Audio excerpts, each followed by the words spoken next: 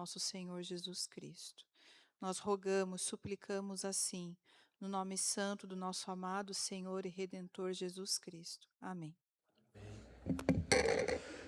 Graça e paz, queridos irmãos. Quero convidar a todos a lermos a palavra do Senhor no livro do evangelista Lucas. Nós leremos o capítulo 23, a partir do versículo 33 até o versículo 38. Evangelho escrito por Lucas, capítulo 23. Nós leremos do versículo 33 até o versículo 38.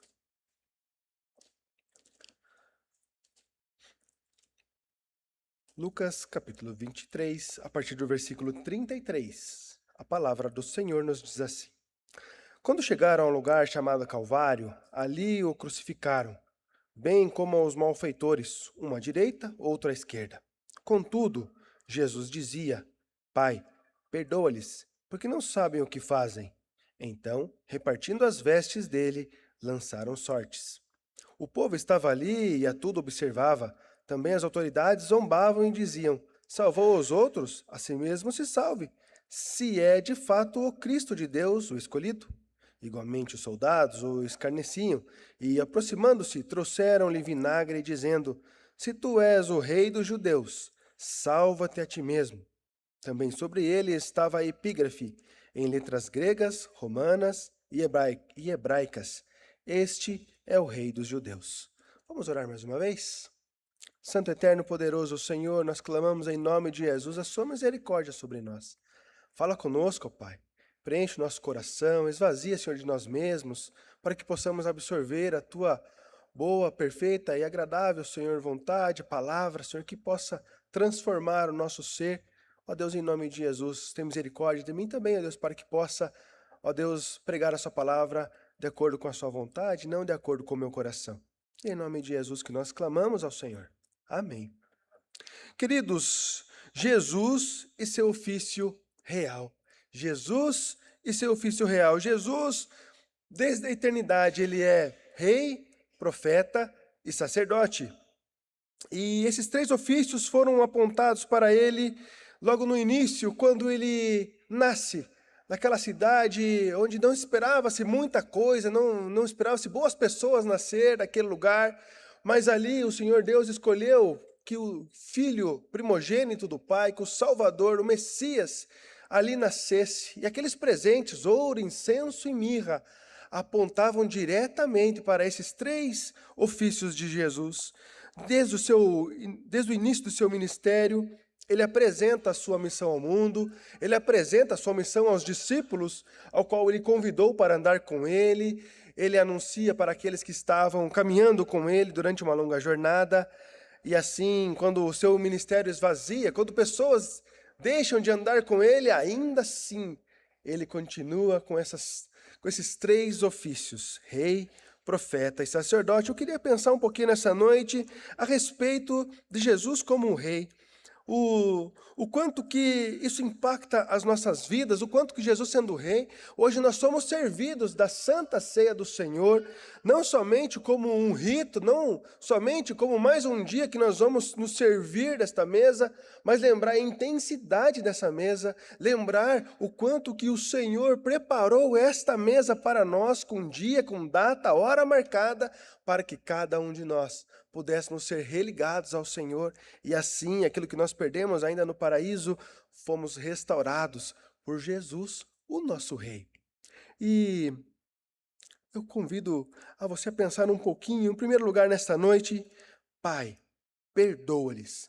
A primeira palavra da cruz. Se você estava aqui no culto das 7 palavras, essa foi a primeira palavra pregada aqui naquele dia.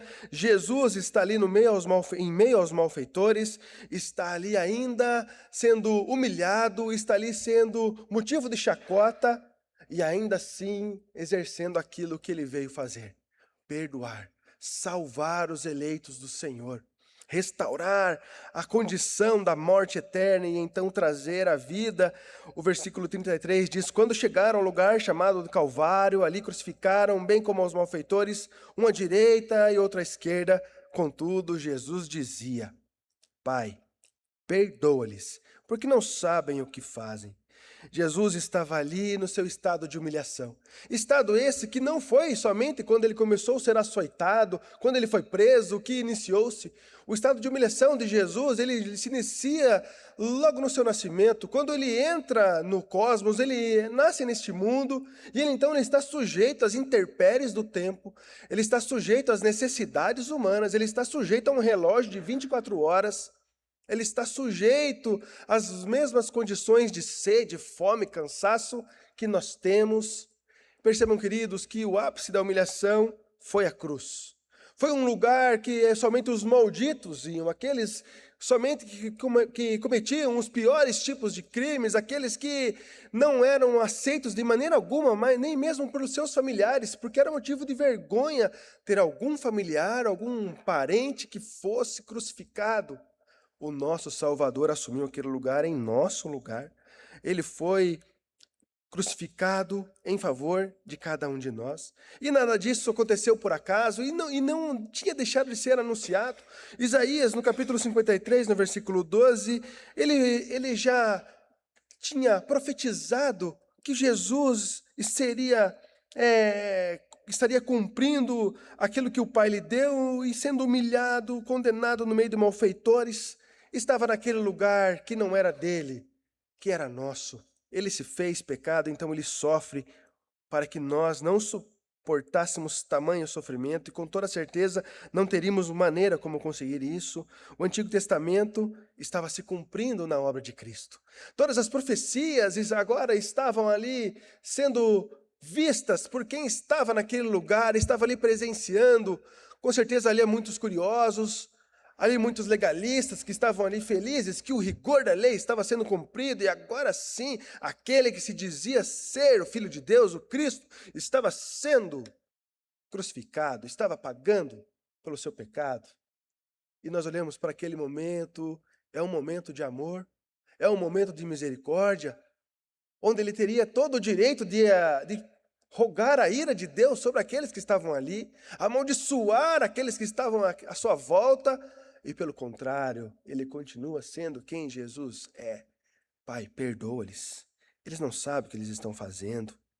Ele está ali rogando pelo perdão. O ofício real de Jesus, ele é apontado neste momento também. Um rei, ele teria a condição de perdoar alguém. Um rei, ele teria a condição de condenar alguém. Um rei teria a condição de condenar a morte de alguém. No Antigo Testamento, nós vimos várias vezes isso acontecendo. Um rei exercendo a sua condição. E Jesus, até mesmo, predizendo quem ele é, o tamanho do seu perdão, ele conta uma parábola a respeito de um rei que perdoa a dívida de um sujeito que devia a sua vida toda. E então ele deixa de perdoar alguém que devia para ele muito menos, e então, quando esse rei sabe que ele não perdoou, que ele não agiu com a mesma misericórdia que recebeu, então aquele homem foi condenado por aquele rei que até ali teria sido bondoso, misericordioso, ensinando que o perdão, ele é consequência e ele deve ser executado em cadeia. E a oração do Pai Nosso nos lembra disso. Perdoa o meu pecado, como eu perdoo aqueles que me têm ofendido.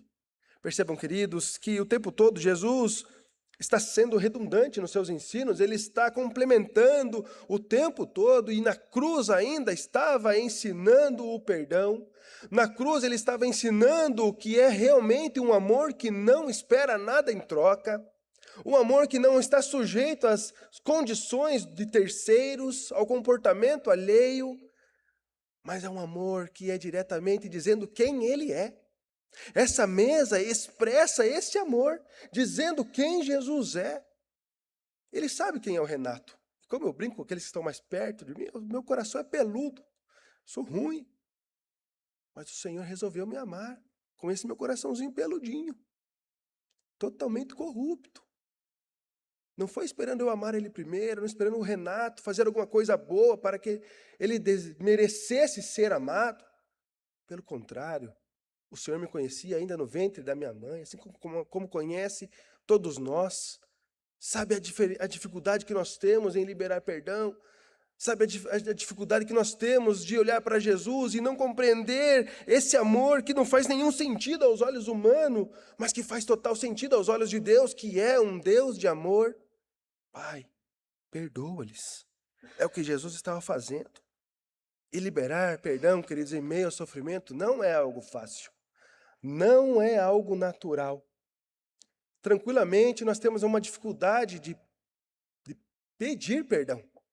Quanto mais liberar o perdão. Percebendo duas crianças brigando no mercado, eu dei aquela risada para dentro. Um provocou o outro e a mãe mandou pedir perdão. E aí o que tinha aprontado não pediu perdão e o outro falou assim, mas mesmo que ele peça, ele não merece perdão nunca mais. Eu achei engraçado, mas é um reflexo. Quem tem pai, né, com filhos, deu risada aqui, uma risada sincera. Né? Porque não é uma coisa natural, é sobrenatural. E nós somos convidados a exercer, porque nós provamos disso. Nós somos convidados a dar aquilo que o Senhor primeiro nos deu, sabendo que nós não temos a condição de dar nada em troca. A nossa confissão de fé de Westminster, no capítulo 6º, no artigo 3º, diz: Cristo, pela sua obediência e morte, pagou plenamente a dívida de todos os que são justificados, e em lugar deles, fez a seu Pai uma satisfação própria, real e plena. Uma satisfação real e plena. Jesus estava naquele lugar ensinando quem Ele é, demonstrando que é possível perdoar quem não merece ser perdoado, de olhar para o outro com um olhar diferente, um olhar de amor, e lembrar que não é uma condição nossa, que por nós não conseguimos pedir perdão e nem perdoar. Mas a partir do Senhor nós conseguimos. E essa mesa nos constrange a isso. Quando nós somos convidados a examinar a nós mesmos, é perceber o quanto nós não somos merecedores de tomar do pão e do cálice do Senhor. E então dar ações de graças a Ele, porque Ele resolveu nos amar. Então, graciosamente, eu sou servido deste banquete do amor, da maior manifestação de amor da história da humanidade. Aquilo que foi perdido no Éden, Jesus restaura. E uma pergunta que deveria vir ao meu coração: eu tenho orado a oração do Pai Nosso de uma maneira honesta? Ela é condicional? Ela é incondicional? Todos os cultos nós aqui oramos a oração do Pai Nosso. E percebam, queridos, que não é uma reza, não é uma vã repetição, mas é uma oração que Jesus ensinou a orar. É uma oração prática. Estamos servidos da mesa da Santa Ceia, da mesa do perdão intermediado por aquele que sofreu toda a dor, todo o castigo que nós não suportaríamos. Quem crucificou Jesus? Fomos nós. O nosso pecado condenou Jesus naquela cruz. E ele se entregou por amor a cada um de nós. Em segundo lugar, nesse texto, há uma indagação. Se tu és o Filho de Deus, se tu é o Cristo. O versículo 37 diz: se tu é o Rei dos Judeus. Um pouquinho antes, ali no versículo 35, na parte B, se de fato é o Cristo escolhido, salve a si mesmo. É interessante, queridos, há um ditado muito antigo e também muito repetido até nos dias de hoje, que uma mentira contada várias vezes, ela se torna uma verdade, e isso, na verdade, é uma grande mentira. Inclusive, o pai da mentira é o próprio Satanás, porque uma mentira contada várias vezes, ela é apenas uma mentira. E tentaram mentir para Jesus. Ainda quando ele foi batizado no Jordão, uma voz diretamente do Pai o chamou de filho, aquele que o Pai se comprazia. E é interessante porque na sequência ele vai para o deserto para ser tentado. E as indagações de Satanás naquele deserto é: se és o Filho de Deus, manda que essas pedras se transformem em pães, Mateus 4:3. Se és o Filho de Deus, atira-te para baixo, Mateus 4:6. Perceba, queridos, que Jesus sabia quem ele é. Ele não tinha uma crise de identidade. Ele sabia a função dele. E nós notamos Jesus o tempo todo em comunhão com o Pai. Ele estava com os discípulos, ele estava com a multidão, ele estava exercendo o seu ministério, estava caminhando, estava avançando, fazendo o que lhe foi proposto, mas o tempo todo buscando o Pai em oração. Buscando em primeiro lugar a vontade de Deus para ele, e esse relacionamento não abriu brecha para dúvida nenhuma de quem ele é.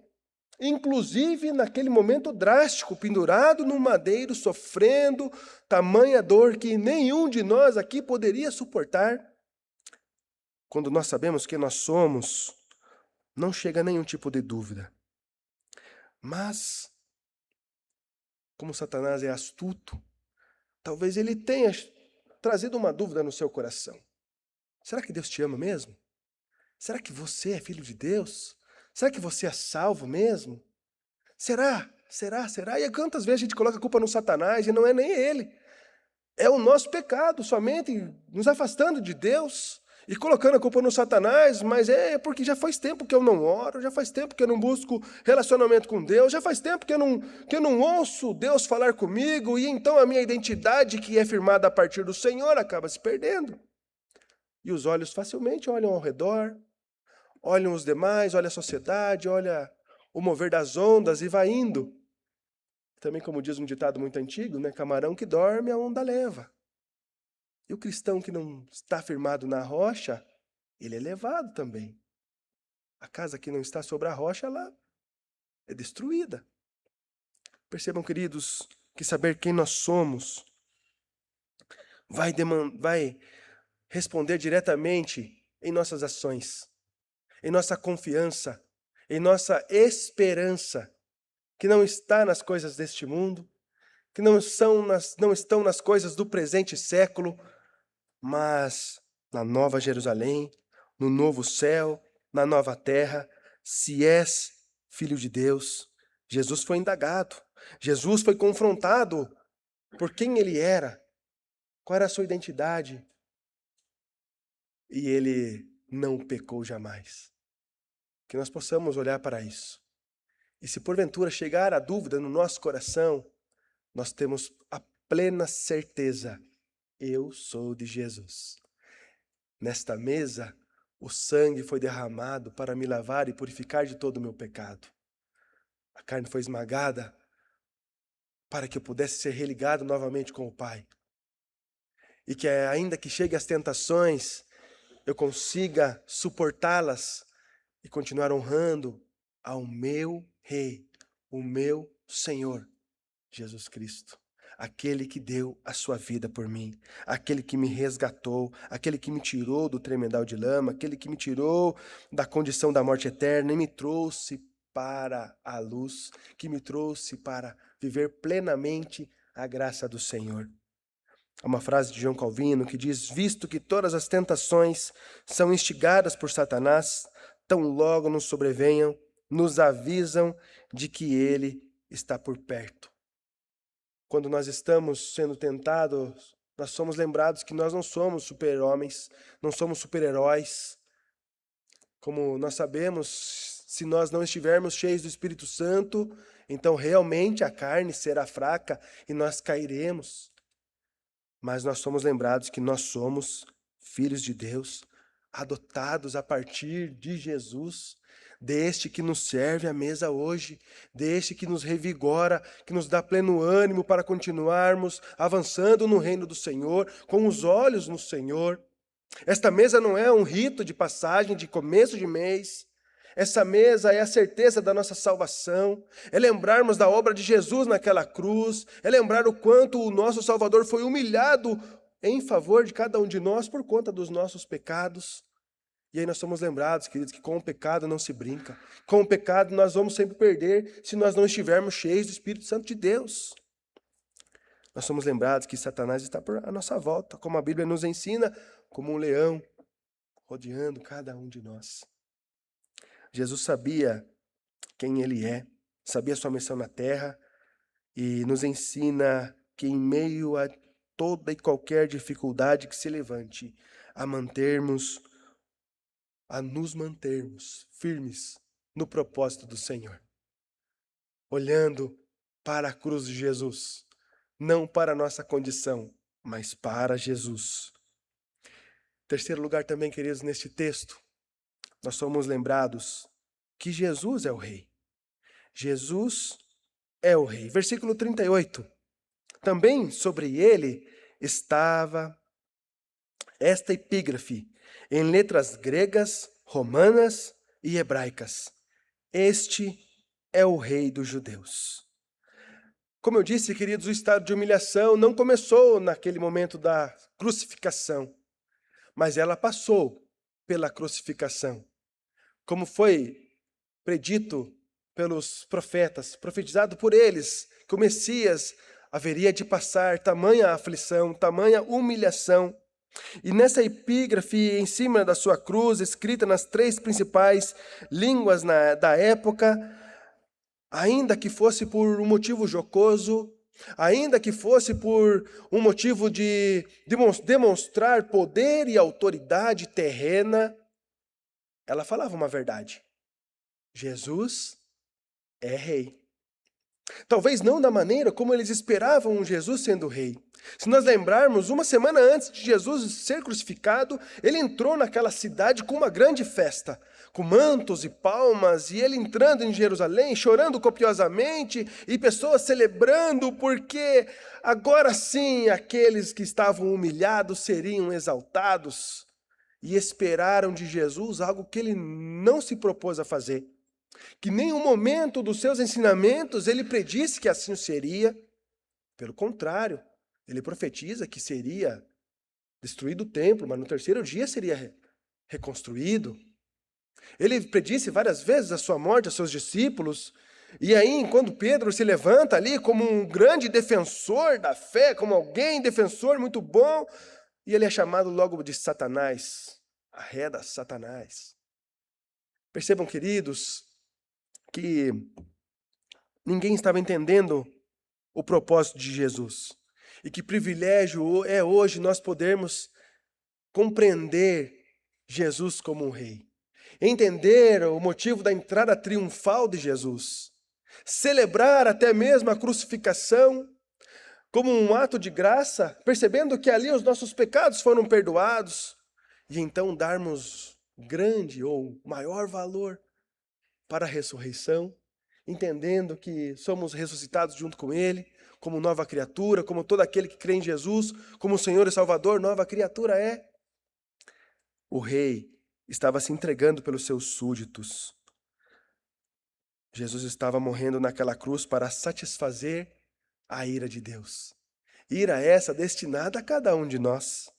Ira esta que estava decretada desde o Éden, quando deliberadamente escolheu desobedecer e necessariamente foi escolhido a morte.